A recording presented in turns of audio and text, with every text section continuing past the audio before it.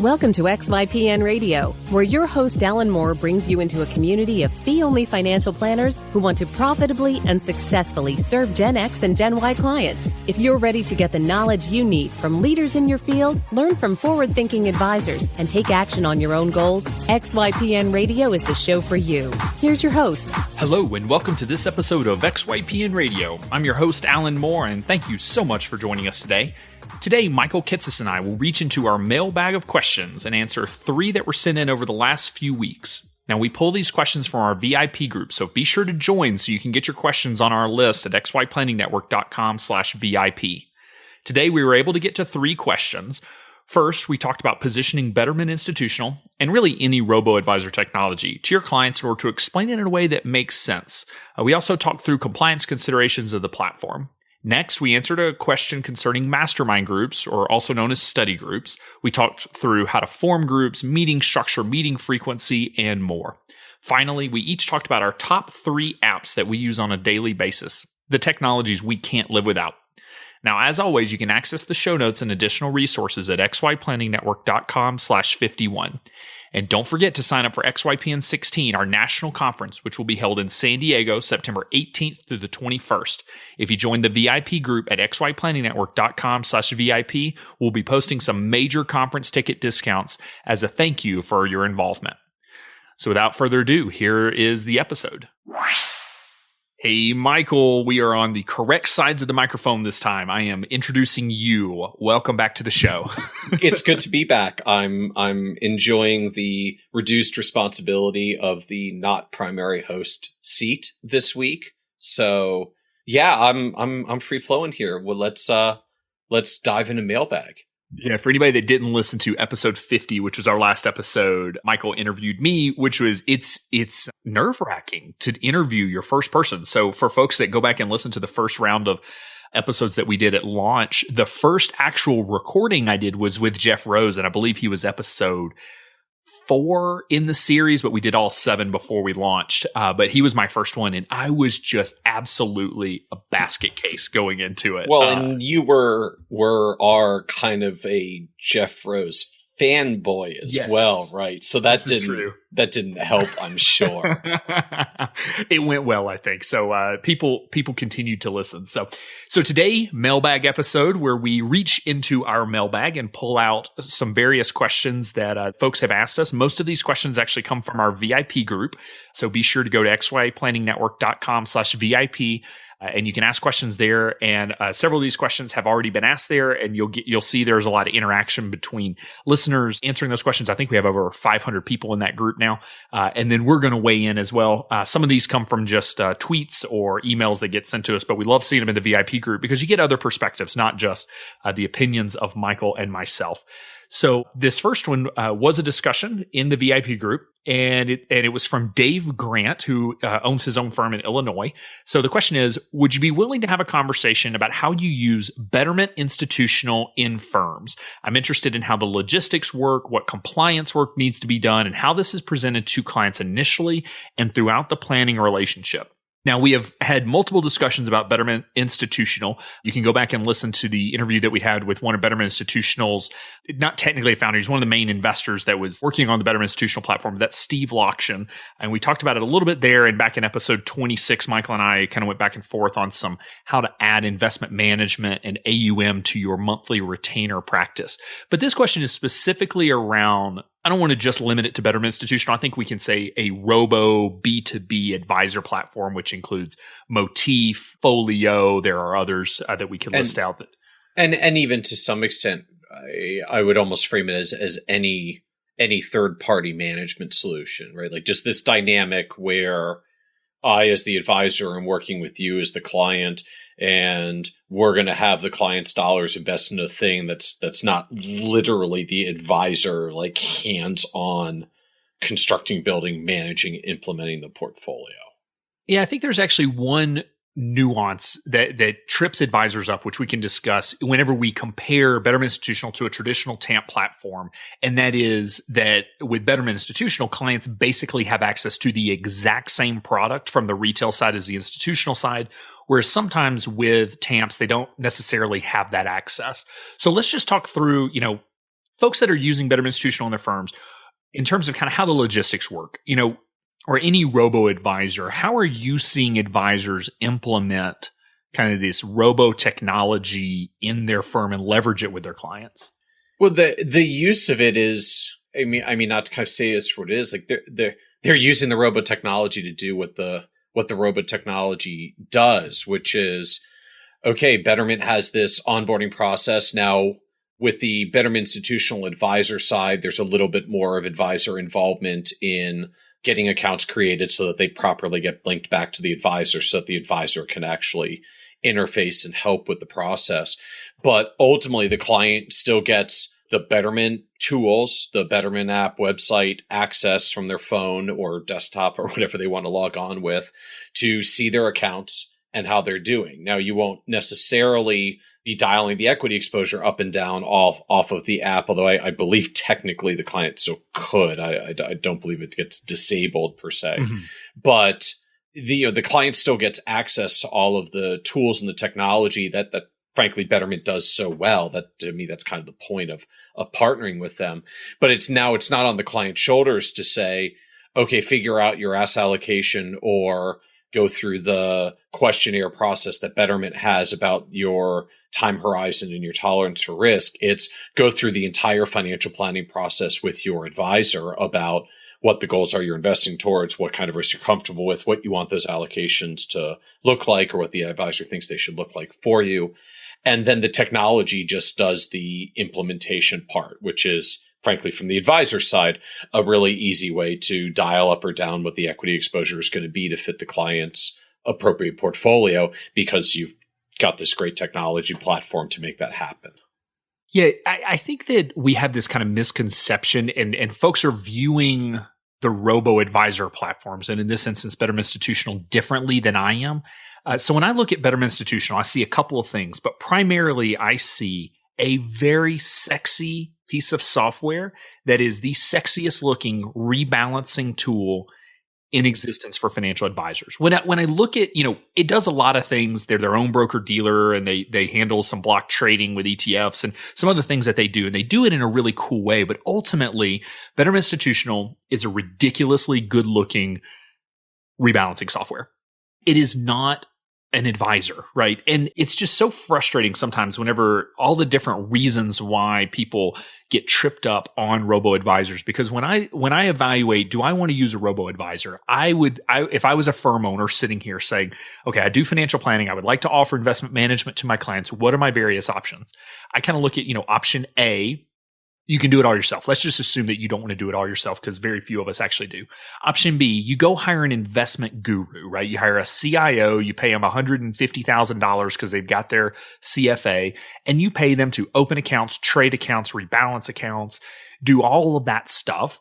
Or you go buy Betterment Institutional for 25 basis points and you get all of the same stuff. I feel like it, there's still so much value being provided here. This is not some scam. I feel like people are looking at advisors using Betterment Institutional in their firm almost as a scam of like, I'm going to sneak in and offer this, platform that they could go buy on their own, but they're going to pay me extra because I'm an advisor and I'm offering it to them like they're a solicitor for Betterment or something. And it's just not, in my opinion, the right frame of mind whenever you're evaluating whether or not Betterment Institutional makes sense for your firm. And I hear the same thing. And I mean, to me, I'll grant, ironically, the technology is a little better.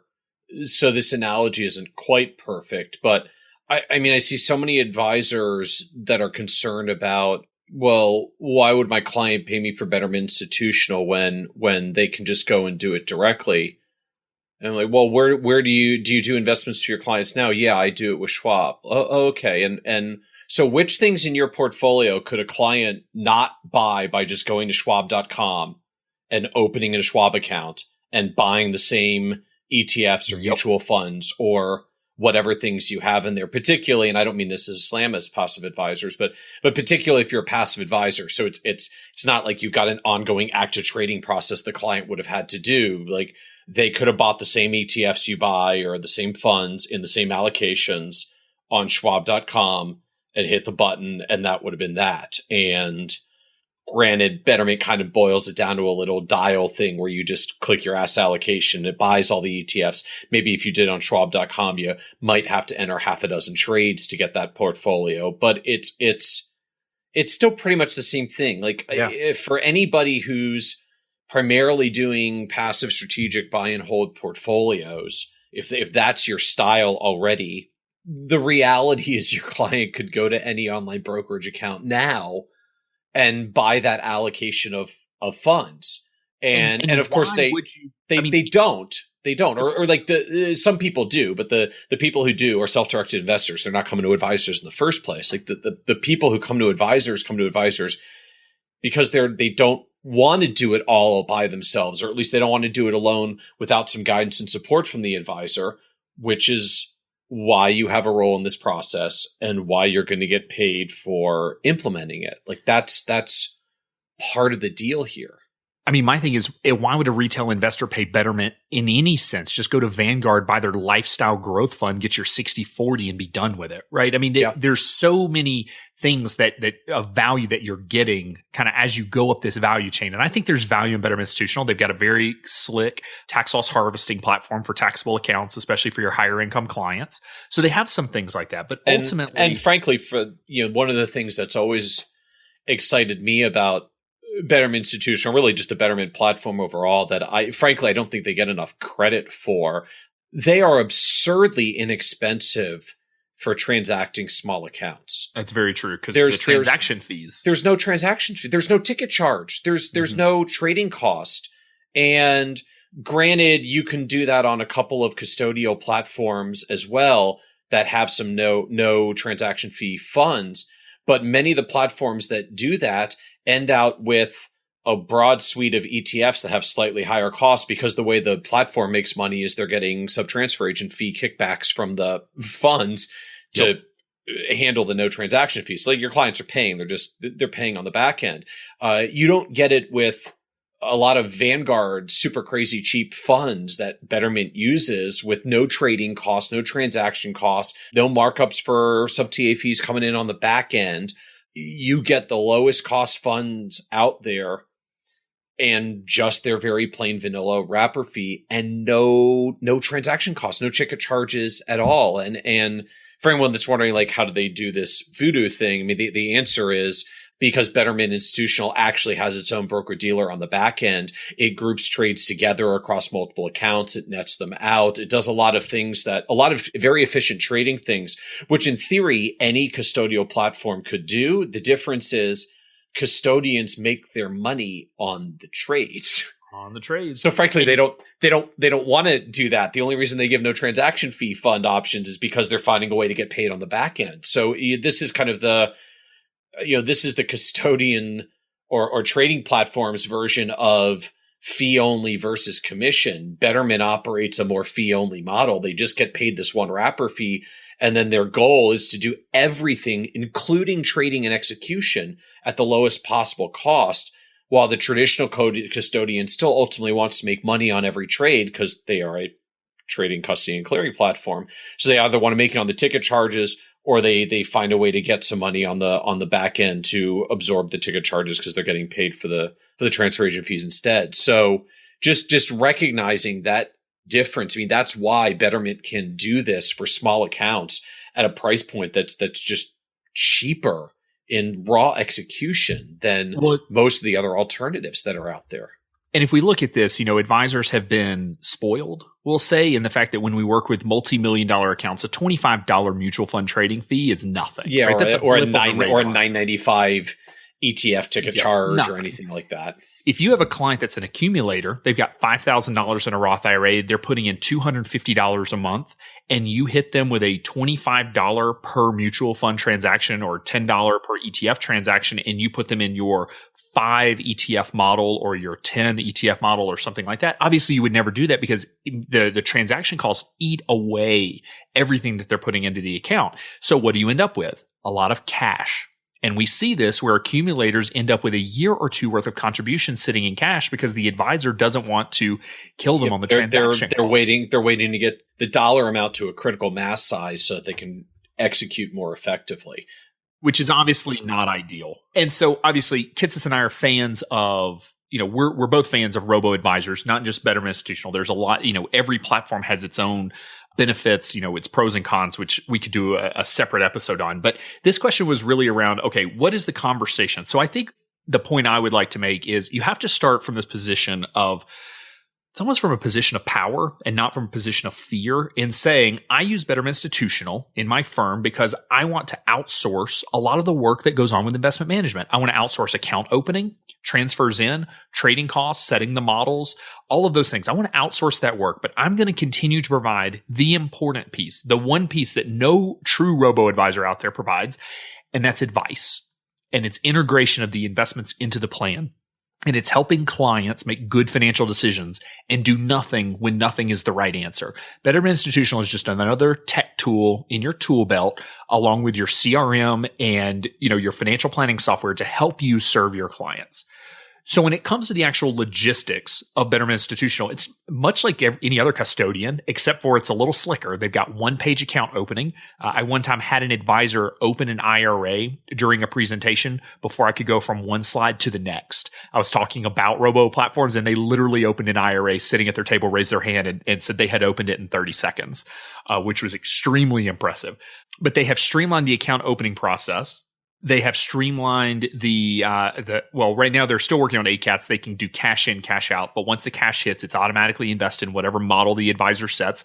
And it's kind of a set it and forget it in terms of it's handling all the transactions on a daily basis. It's rebalancing. If you have it set to do tax loss harvesting, it will do that. But it's kind of hands off in many ways. And, it's been interesting to me to watch this play out, even with adoption in XY Planning Network, that I can basically break the adoption into two categories.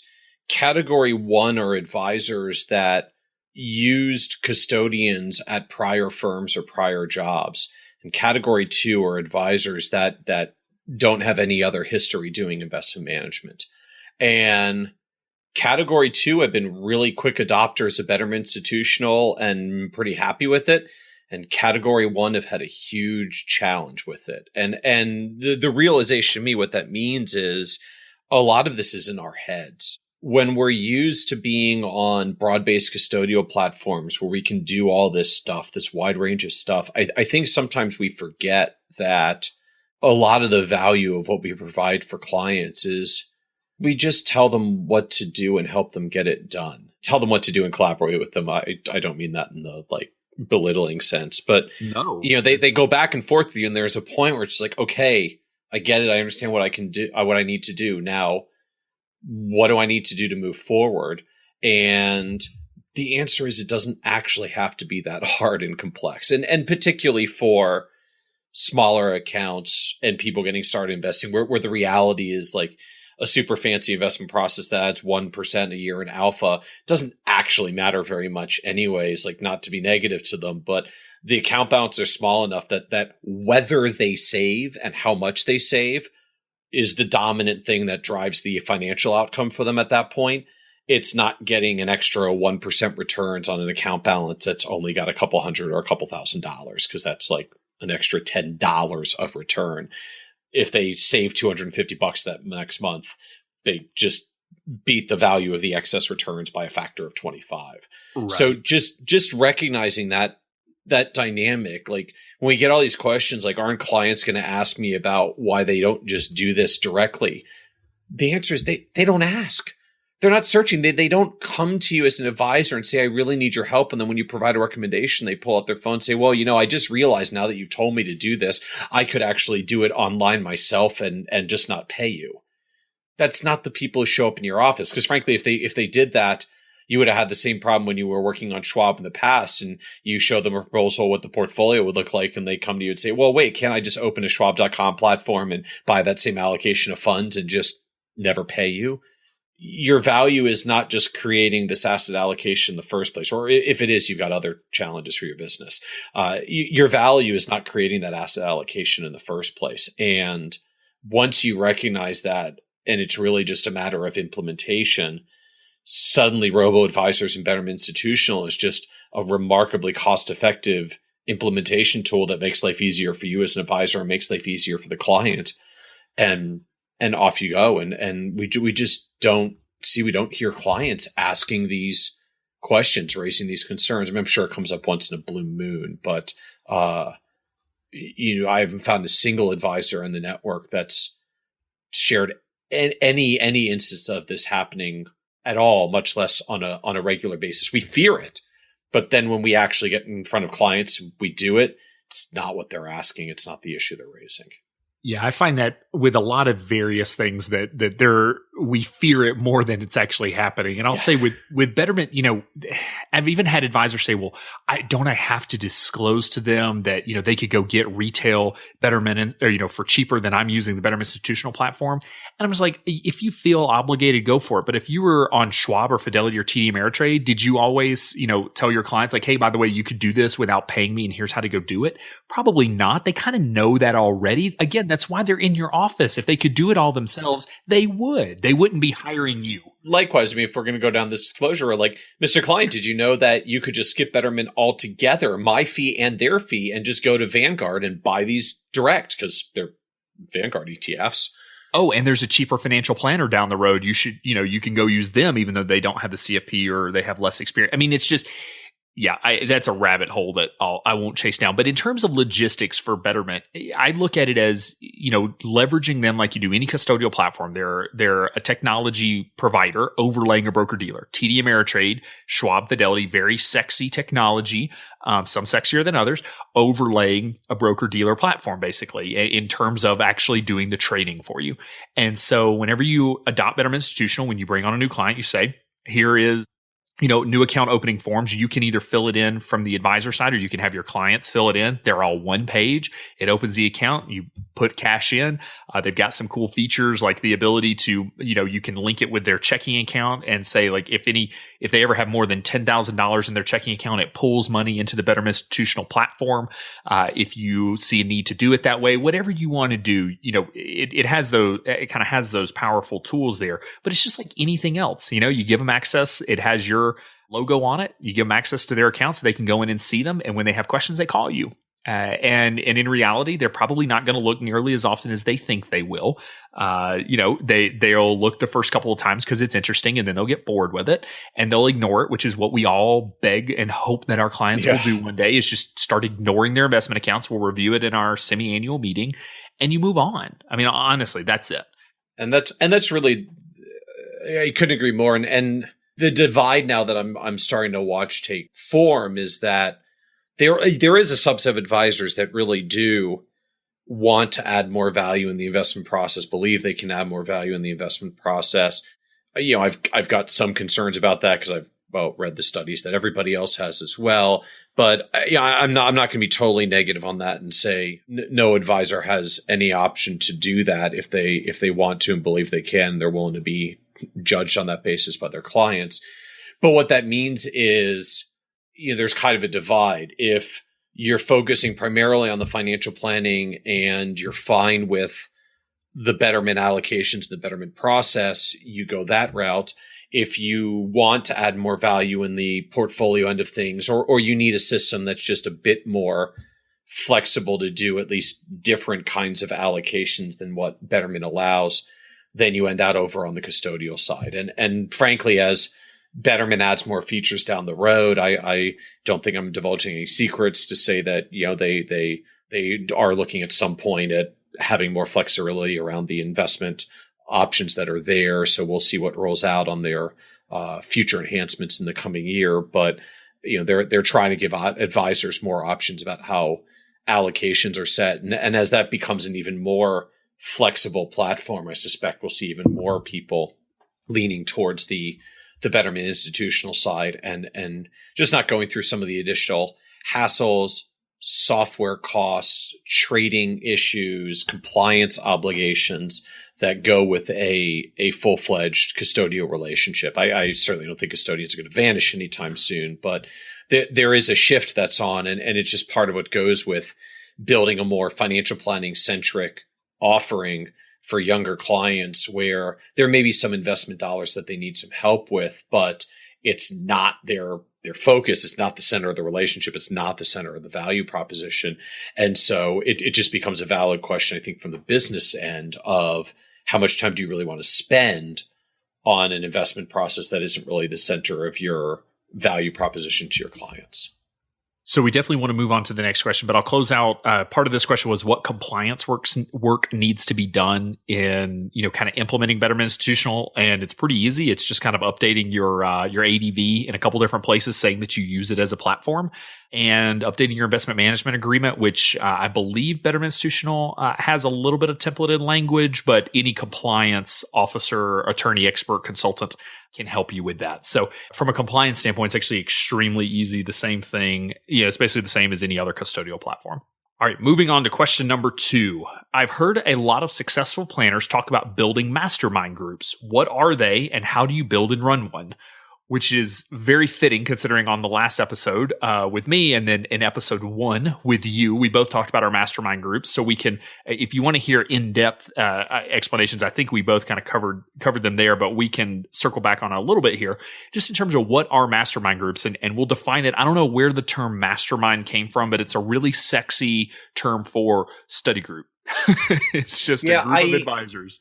I've actually been wondering that myself. I think I had heard. I think the origin of mastermind groups is actually Napoleon Hill's Think and Grow Rich interesting book from long ago. I mean, conceptually, it's study group. I think the distinction here, like classically, most people when you say study group, they're thinking of like back in college when a bunch of people got together to study a subject because they're all trying to learn something to pass a test. And so the distinction of mastermind group is to say, we're not coming together because we're just trying to study and learn a subject. We come together because we're a group of experts, a group of peers, a group of colleagues that are trying to share with each other and learn from the kind of the collective intelligence of the group. So, it's sort of got this group mentoring effect. And so the mastermind group is perhaps a little bit of a better description of the dynamic. Maybe it's a high-handed term, but it's a little bit more of it just meant to shift the dynamic of the context from study group, which kind of feels like you're studying for a test. Yeah. And so when you're looking at kind of this concept of a study group or a mastermind group, I think there's a couple of initial decisions that you have to make kind of going into it. And you'll hear Michael and I are both huge fans of mastermind groups. I would say it is a must-have before you start your own firm. No matter where you are in your career, it will benefit you. And I think the critical decision that you make up front is, do I want a group of extremely diverse views from across the industry? So, Michael, your study group, your mastermind group is a great example of this, where you have people all over the industry in terms of some of them actually work with clients, some of them own firms, some of them are, partners, some of them are, I guess, still associate advisors. You're one of them and not doing any client-facing work now. Some of them are just consultants in the field. So a very, very wide range of views. And so you get a very diverse set of views. But you may not necessarily have a large subset that are in kind of your day-to-day grind. And so I think that's kind of the second the second category of mastermind groups is you surround yourself with people that are doing very, very similar work. So my mastermind group, when I first launched my firm and for the first several years was, 4 to 6 of us that were all owned our own firms that worked primarily virtually with clients on a monthly retainer basis. I mean, we were very, very similar. And I don't think one way is right or wrong. I think that you just have to decide which of those directions you're going to go with. Yeah, I have to admit, I actually lean towards the kind of the fairly homogeneous version. Even within our study group, we're a pretty diverse group now, but we've been together for 10 years. We're in fact, in a few weeks, I'm literally traveling for our 10-year anniversary gathering for our study group. When we started, we were actually a much more homogeneous group. Virtually all of us were employee advisors in mid to large size independent RIAs that were trying to navigate this career track path that we were on and figure out what our next step was. Because that was what actually a lot of the early next gen looked like 10 years ago. And we formed out of early next gen right after the first next gen conference. So Yeah, we've gotten more diverse only because our careers have grown that way. I think early on, it's really helpful to have a homogeneous group. And in fact, I know a lot of even very experienced groups that are still rather homogeneous in their style, whether they're all broker dealers or all independent RIAs, they're all firm owners, they're all large firm owners, they're all small firm owners. Because there's just, for whatever stage of career you're in, there are challenges that you face. And the reality is having peers who are navigating those same challenges at the same time, who can provide their feedback and support about what they're doing and commiserate with you. And that, your experience gives them a heads up when they're going to deal with it in 3 weeks or 3 months. Just there's a huge amount of value in it. I totally agree. And that was our experience, was ultimately your mastermind group will likely become more diverse over time. And that was why we ended up kind of dissolving FP Hackers, was because we kind of all sort of started splintering off and doing our own things. Because the longer you're in your career, obviously you start to kind of shape and mold what you're going to do. Obviously, I went a different route than the others that were doing financial planning. You can either choose to stay together like your group did and kind of go through your 10-year career and more together, or you may end up splintering off and forming new mastermind groups with new people that are, again, more of this homogenous setting. And I know a lot of advisors that have gone both ways. Obviously, our group has stayed together even as we've diversified. And I think to some extent that has held because as our careers have advanced, we've actually gotten to the point where getting diverse perspectives is more helpful now. When we're in business owner positions, because many of us now have either gone off to start our own businesses or become the owners of the firms that we were working for 10 years ago. And I think there's an aspect of entrepreneurship and business ownership where there really is some power to getting outside perspectives well and having a more diverse view of what's going on. When you're going through some earlier career stages, though, I have to admit, I think the more homogeneous style of just people that are in a, facing common challenges, a common situation, a common stage of career and even life helps. I know study groups have a form not just of employee advisors, but employee advisors who are young parents and trying to deal with the balance of work and life and family and career advancement. I've seen one or two that have taken shape over time specifically for women trying to navigate building an advisory firm and being mothers and all of the demands and competing forces that go on in their lives. And so, sometimes study groups get, I think, even pretty specific in that from that perspective. And it's all about just finding a common peer group of people that are going through what you're going through. I mean, it's kind of half expertise sharing, half personal support group. Yeah, and actually Scott Frank, who was on episode 49, which you can go back and listen to, he's in a study group with a couple other XYPN members. I'm not sure who all's in that group. I believe Will Kaplan, who we've had on the show, Anjali, who we need to have on the show, I believe are both in that group. But they have gotten, I think there's 4 of them, they literally have hired a paraplanner jointly between the 4 of them. They split this paraplanner's time, and they have basically made all of their technology the same and all of they're streamlining their processes to be identical so that single paraplanner can work for all 4 of their firms at the same time efficiently.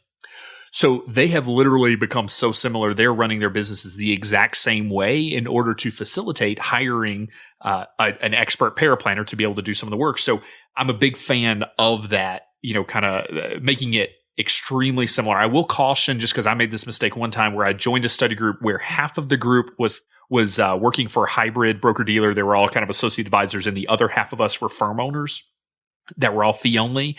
It did not work, not because of compensation models, but because we were kind of split between these 2 very distinct groups trying to meld, and we ended up with 2 cliques essentially. So I would say either go very diverse or very the same. So take your pick. I would push towards the same.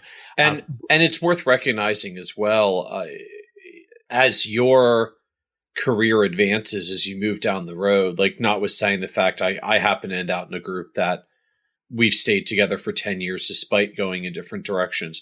Many study groups I know, as the people involved in different directions, the makeup of the group changes. If Sure. your career goes in a different direction than the other people, you may leave that group and go find another one. And that's not that you're a bad person or they're a bad person. That's just you grew different directions. The study group doesn't bring the value for you that it did before. And you go find another one and they replace your slot with a person who does fit that particular situation, need, style, stage of life and career. So, don't put so much stakes in this of, oh my God, I got to find the right study group of the people that I'm going to, stick with for the next 10 years. Like, don't go too crazy on setting the stakes. It's what about you need today. But I do think it's worth noting. So, the question often comes up, like, how do you form these and where do you form them? So in practice, most that I find form off of either people who are in a common network or association group or people who are using a common platform. So study groups might evolve out of a particular broker dealer because all the high producing people at that broker dealer come together, or out of a group of independent RIAs on a common custodial platform, or off of a membership association like NAPFA, or off of a network group. Obviously, as Alan, you mentioned, we have a lot of study groups that have formulated under XYPN network. We basically drive members in a good way towards study groups when they join XYPN because we think it's so valuable and so important to be involved. So you'll often find a study group through sort of the peer networks of the groups that you're involved with. If you're not occasionally going to conferences and meetings of the organizations you're involved with, this is why you should be going to them, because this is how you meet the colleagues that eventually you can form study groups with.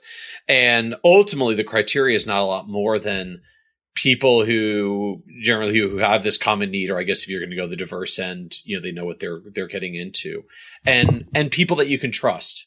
Both the opportunity and challenge of study groups is sharing, really being open about sharing your challenges and the issues that are going on in your business. And if you're not ready to do that, or you can't trust these people enough to open up to them, this isn't going to work very well. Not that you have to divulge your life secrets in the first meeting. I mean, take a little time, get to know each other. But if you can't get to that level of trust with the group, this isn't going to go very well.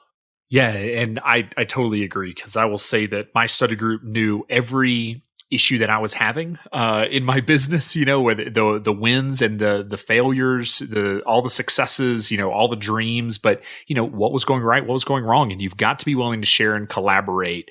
You have to have what we call the abundance mentality. You've got to be able to say, look, there's enough clients in the world for us to find our 40 to 100, however many we want. Even if you have a bunch of people looking to build, multi-billion-dollar RIAs, there are plenty of clients out there. You're not competing with each other for clients. You really can learn from each other. So if you come at it from a competitive standpoint where you're trying to beat them, it won't work. Now, I did say in the last episode that having my study group succeed did help push me because, they get quoted in the media. So I want to get quoted in the media, but I never wished for them to not get quoted in the media so I could win, right? I wanted them to get quoted so that I had a reason to go get quoted. And that pushed me because I'm a competitive person, but competitive in a collaborative sense. It is worth noting in this regard, I do know a number of study groups that deliberately decide to formulate with diverse geography, so similar roles but different geographic locations, just to ameliorate any of this competitive concern where, we're not in the same city or state. We're really not competing with each other on clients. Frankly, the one reason I actually have seen a few study groups spread out geographically was the awkwardness was not competing for clients. It was actually competing for staff. Interesting. It was, sometimes a little awkwardness. Like, I really need to hire some more advisors. And boy, one of the people in my study group has been telling me how one of his really good advisors is about to leave. And it's like, that her commute would be even faster to my office than it would be to his. And so, because frankly, particularly as your business grows, since most of us are kind of advisors first and managers second, as the business grows, challenges in managing team and staff and hiring often comes up as one of the challenge points in study groups. And so, there's maybe a little bit of awkwardness in, boy, if this staff person doesn't work out, my study group mate's going to try to hire them away.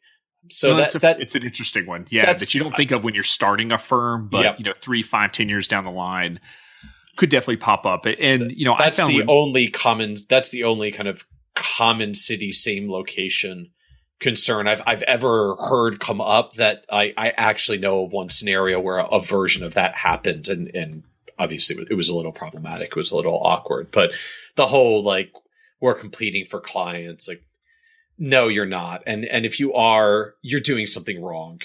Right. Financial advisors fail to serve somewhere between 90 to 95% of the population. If you're competing head to head for that many clients, there's some other problem going on. I will say that if you're an employee and for whatever reason you're having to tell your employer about your study group, it is less awkward if people are not living in the same city as you, because sometimes older school advisors do come from this competitive mentality, even if you have the abundance mentality. And I have heard of employers pushing back against study groups that are local, simply because they kind of see these same issues and they think they're competing for clients, even though you as the advisor don't. So you can decide what's going to work for you. I don't think there's a right answer. And whenever we're kind of looking at the list of big decisions you've got to make, one that I didn't even think of whenever we first started our study group is actually the gender makeup. So I was talking with Jude Boudreau, who we've had on the show, and they talked about their study group, and they intentionally stayed all male. They've talked to all female groups as well.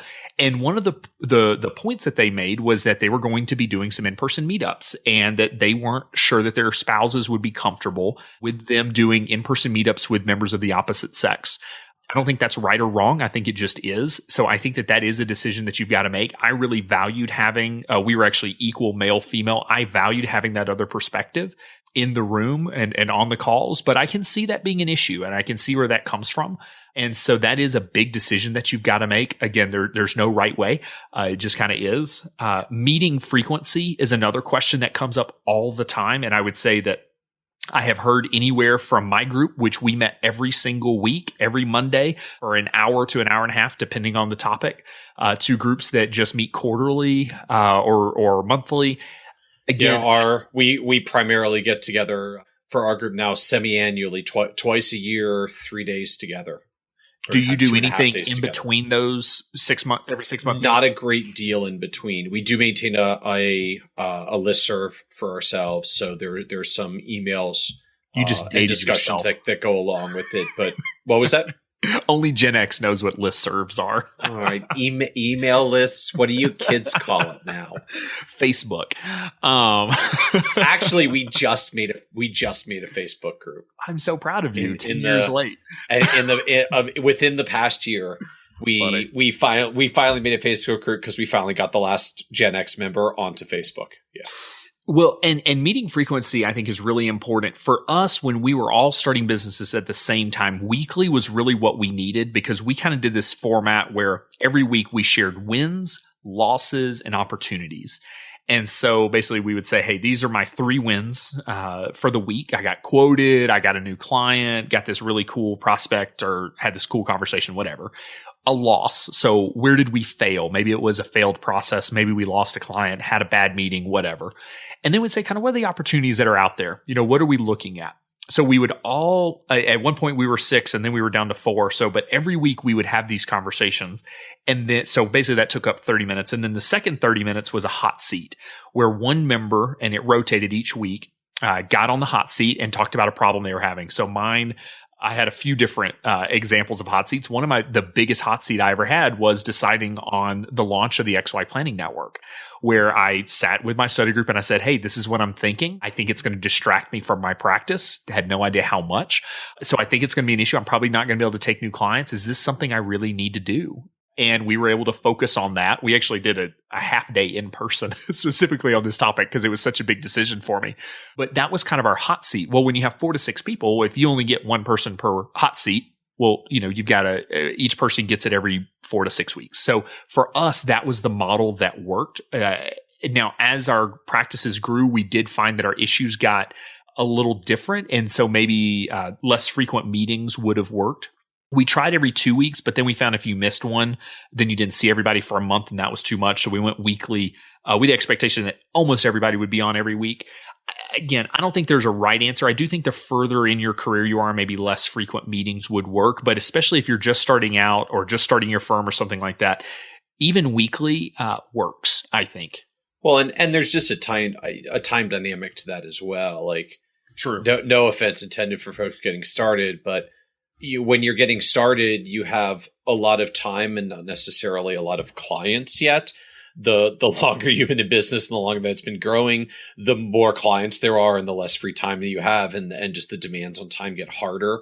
And so, that tends to slow down the meeting frequency as well. Although even in that context, our format is actually not all that different than yours, Alan. We come together. We're a larger group. There are 10 of us, but we come together. We each get about an hour to an hour and a half in effectively the hot seat to talk about just our issues and dynamics, whatever the challenge or thing is that's going on in our business, in our life that we're dealing with. That's been everything from, people have talked about challenges with their bosses, challenges with their partners, challenges with their employees, issues with their clients, just major business or career decisions. In some cases, it's been issues with spouses, and those dynamics have come up as part of the meeting because, the reality, and we've touched on this in the past, and including Alan with your story as well, like the role of a spouse for a financial advisor is significant. You've got enough challenges and ups and downs for the business, but your dynamics with your spouse can either make that a lot easier, make that a lot harder, or just change the dynamics of the conversation, especially when there's differences in comfort with some risky career decisions or risky business decisions. So all of that can come up in our meetings, but our style is actually just very similar. We each take an hour to an hour and a half to talk to everyone else in the group about what we're going through and whatever issue we want help with. So if you're looking to form a study group, this is going to be a totally shameless plug, and I don't care because your group came out of NextGen, my group came out of NextGen, and that is especially if you're a firm owner or looking to kind of build the firm within a firm concept, which we have talked about. We're going to kind of roll out a service model specifically for younger clients inside of a larger firm. Come to XYPN 16. Come out to San Diego, come to the conference, and just meet up with other people. If you don't get anything else out of the conference except for a study group, it will be a wildly successful conference experience for you. And I promise you'll get more than that. But you've got to get in a situation where you're surrounded by your peers, surrounded by people that are doing similar work in a similar capacity. And you'll find the people that you click with, and you'll find your group of people. And you may find that those relationships are the ones that grow into, I can tell you that there are just a few people in this world that if they called me tonight and said, I need you here tomorrow, I would show up without asking any questions. And if they asked me to hide a body, I would. And that's my study group, honestly. And I mean, remind me not to take a private meeting with your study group. I may not emerge. Those are the relationships that you can form, and it doesn't have to start there, but you'll find the people that you click with. You'll find those relationships, those kind of personalities that work well, that you trust, that you're comfortable sharing things with, that you want to help and that want to help you. And so if it's not XYPN 16, go to Next Gen Gathering, get into the VIP group, get on the NAPFA forums, wherever you can kind of surround yourself with people that are similar, and just start asking, interview people, talk to them, see if you click, and then just kind of let the group grow from there. So next question is, since you are both self-proclaimed tech nerds, which I'm going to take that as a compliment, it is in my Twitter bio, so I guess that's fair. What are some of your favorite non-financial planning apps that you use? Any particular must-haves? So what are your kind of go-to, let's say, top 3 apps that you use daily? Picking up my phone. Let's see here. So as many people know, I'm a Twitter person. I'm a tweeter. I love Twitter. So first of all, I guess just clarify. So I live in the Android ecosystem. I'm not an Apple Mac user. I love my Google overlords and I welcome their dominance in my world. So let's see here. So Twitter clients, I actually don't like the native Twitter client. I use a tool called Plume, Plume, which just I found early on as a Twitter client. They have continued to improve it for it's like probably 4 or 5 years that I've been using it, and it's still my go-to Twitter app. I use Feedly pretty heavily that it syncs across both mobile and desktop, so I can use it both places. But Feedly is an RSS reader. So if you're familiar with kind of Zeit and Flipboard and some of the others, it's in that genre. I like Flipboard and Zeit and some of the others do a lot of kind of make suggestions to you. I've spent enough time sort of curating my own feeds of the blogs and RSS feeds that I like and not. And so I prefer Feedly because it really just lets me focus in on those and being able to flip through headlines pretty quickly and easily. And then other stuff on my phone that's pretty much daily use. Evernote, for me, it's just all things note taking. I'm clipping articles there.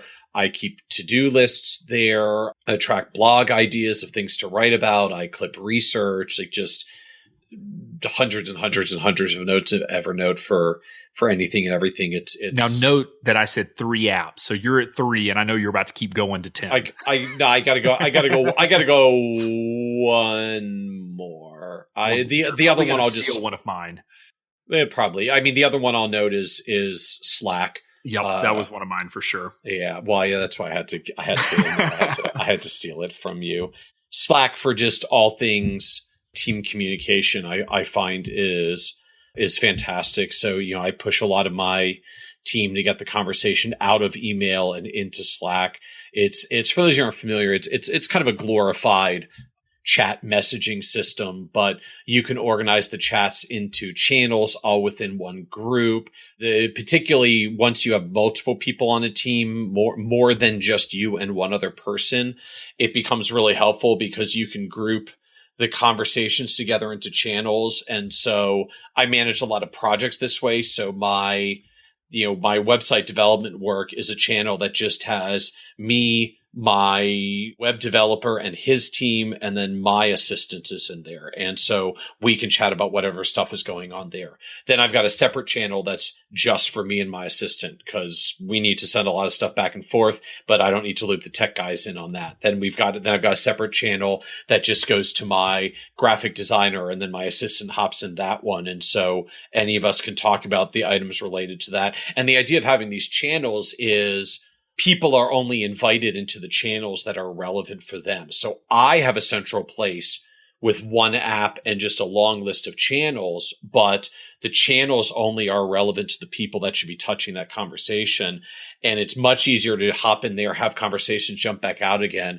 And it's all contained in a single conversation thread. So it's not like trying to resurrect 14 threaded email chains going back and forth to reconstruct conversations amongst multiple people. And, oh crap, I forgot to CC that person. So now they got dropped off the thread accidentally. And it's been hugely helpful. I liked it even once I just had one person I was working with, but as soon as there's more than one person you're working with in any capacity, it quickly becomes very helpful. Yeah, email is a one-to-one communication tool. Texting is a one-to-one. Google Chat is one-to-one. Slack is the first platform I've used, and I will put it in my top 3. If you're not using Slack, go download it now. It's free. It is just such an amazing centralized chat tool, because we actually run all of XYPN through it.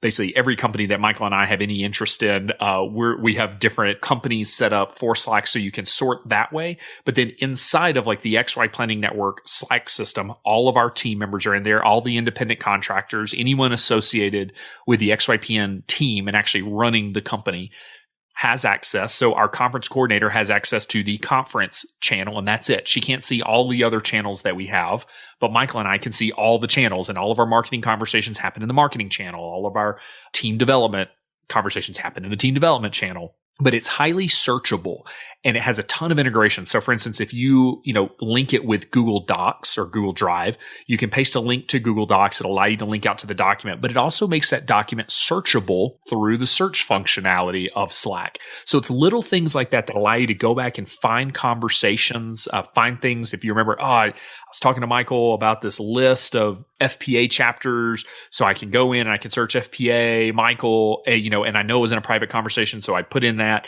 and it just allows you to filter down really tightly. Because what we were finding, when it was just, early on in XY Planning Network, it was just me and Maddie working full time. And then obviously Michael and your involvement. And so we were, Maddie and I would go back and forth via email. Michael occasionally gets CC'd. He's reading through email thread after email thread, trying to get caught up, misses things, is trying to figure out, well, did that happen? Did it not happen? So I'm constantly catching him up. Then we hired new team members. Suddenly we're having all these conversations around member services, and marketing doesn't have a clue what we're doing. And Stacy, who handles sales, doesn't have a clue what we're doing. So no one's on the same page. So Slack has replaced internal staff emails, Google Chat, which we use quite heavily, and text messaging, and it has centralized it completely. And now they have a new call feature, so you can actually make phone calls through the app. Video calling is coming. It is so awesome. Even one note on this, though, this is not for communication with clients. This is internal team communications. Correct. This is not up. And I guess hypothetically you could try to do this with clients as well, but then you've got to make sure you've got some archiving set up so you can actually capture the conversations, because now you've got communication with clients, so you've got compliance oversight obligations here. That might actually be manageable, but this gets used primarily within businesses. It's internal team communications that really drive off of this, or where I think the efficiencies are.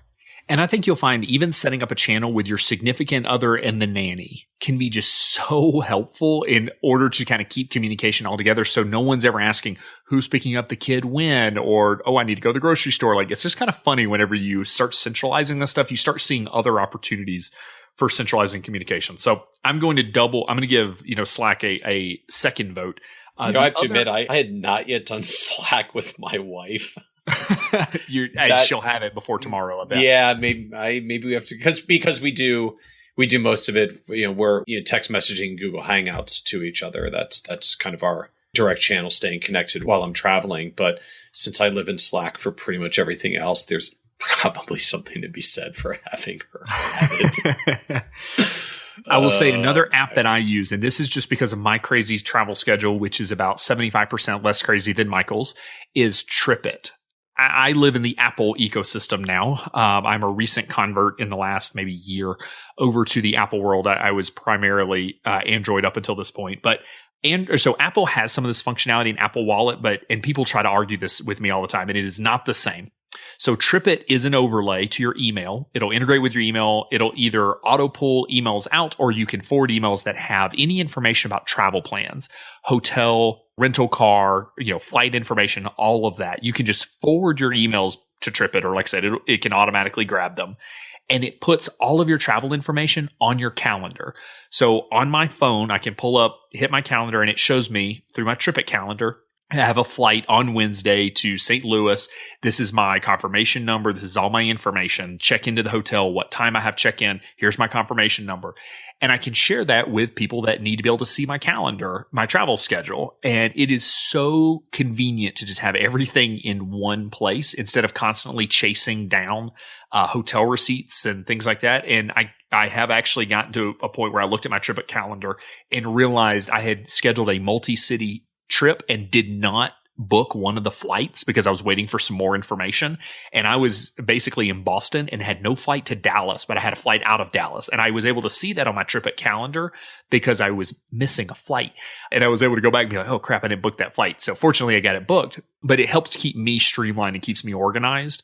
So I know most people don't travel as much as I do, but for the folks that do travel a little bit even, it is so helpful. And so I think the final app that I'll say is more just of a generic, download the apps for the systems that you use on a regular basis. So I'm a frequent flyer of Delta. Go download the Delta app. I generally say at SPG Hotels, download the SPG Hotels app.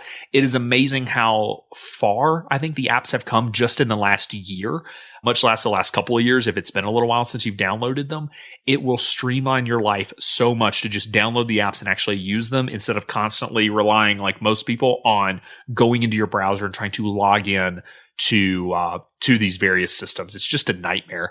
And so since you took one of mine, I'll add my final one is I am a fanboy of LastPass.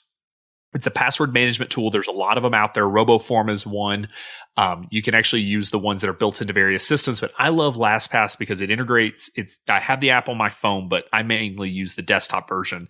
But it allows me to store all of my passwords. And so I was just clicking to open it up. I have over 600 usernames and passwords currently stored in my LastPass vault. And the way it works is I have a single password that is extremely strong, hopefully.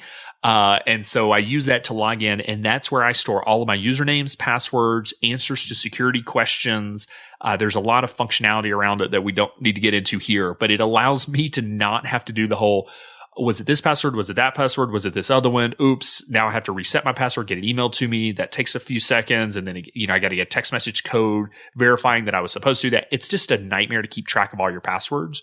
And this system allows you to centralize it. So that is my other one that I will put a huge vote of confidence in, is getting a password management tool. My favorite is LastPass. And one minor note to go along with that for anybody that's out there doing that, when you do that and save those passwords, make sure your phone actually has a password on it, so that if I steal your phone, I don't just have free login to. Now, to be fair, it forces you to put in your password every time. You can do double authentication, things like that, double opt-in, all the pieces there. But you are absolutely correct. You do need to be smart about the way that you are handling that single password. But, with all the different password requirements for websites, some require, a uppercase letter, a lowercase letter. It's got to be 8 characters long. It's got to be 5 characters long. It's got to have a number. It's got to have a special character, but not certain special characters. You can't, using the same password for everything is just really, really bad idea. But even you can't really do that anymore because of all these password requirements. And so you will lose track. And you want to know the easiest thing in the world to hack is the Excel document that most of the people that I know have stored somewhere on their computer called password list. Hacking computers is super simple. Middle schooler can do it. And so if you're storing all of your passwords on your desktop, you are in a very bad spot. And if you think that the password that Excel uses to lock your Excel document is safe, you are very wrong. That is extremely hackable. So please, by all means, don't do that. Use a system that's built for it, that has 256-bit encryption, which is bank level encryption software, in order to protect your passwords. It is a good idea. And again, it allows you to store things like security answers, because most people don't realize the number one way passwords are hacked is just what we call brute force, where literally someone goes in and just types a bunch of passwords and eventually guesses. But the second way is through security questions, because it says like my first dog's name, my mother's maiden name, all that information's on Facebook. So if you answer those questions honestly, they don't need your password. They can just hack your security questions. So you can make up security answers, store them. It just makes everything much safer. So I don't want to get I apologize for rabbit trailing into LastPass. Again, a bit of a fanboy of it. It is awesome. So, well, we got to 3 questions today. I think that's a record low. We generally make it to 4. I always try to make it to 5. So we will have to push some of these questions to our next mailbag episode. We can't fit one more in, or we're going to run too far over. I hate holding people too far over an hour, which we have already run. So 3 questions answered. If you want to get your question answered, or at least on our long list of questions to answer, join the VIP group, XYPlanningnetwork.com/VIP. You can post your question there. And again, get opinions from other listeners in addition to Michael and myself. So Michael, thanks so much for taking the time to be on. This was fun. Absolutely. My pleasure. I always enjoy mailbag episodes because it lets us answer questions that you, our listener, have a little more directly. We love questions, so be sure to jump in and ask anything you'd like Michael and I to cover in the VIP group, which you can join by visiting xyplanningnetwork.com/VIP. And be sure to join soon to take advantage of XYPN 16 discounts. Thanks again for joining me today. We'll see you next time. You're not alone, and you're not crazy. It's scary starting, building, and growing your own financial planning firm. And that's why we put together a free private community just for you, the Cutting Edge Financial Planner. Go to xyplanningnetwork.com/VIP or text XYPN Radio to 33344 and join a network of thousands ready to change the lives of Gen X and Gen Y clients.